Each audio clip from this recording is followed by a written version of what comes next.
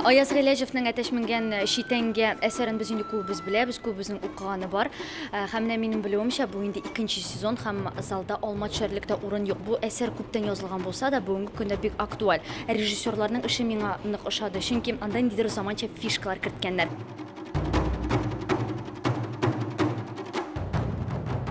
Төпле фикерле спектакль һәм Тухватуллин әлбәттә әйбәт уйный, бик күңелле һәм bir вакытта тирән мәгънәле.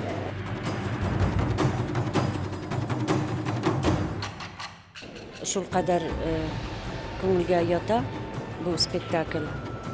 Үзенең музыкасы белән, мондагы яңгыраган күңелле җырлары да һәм шул вакытта моңсу җырлары да барысы да тетрәндерә.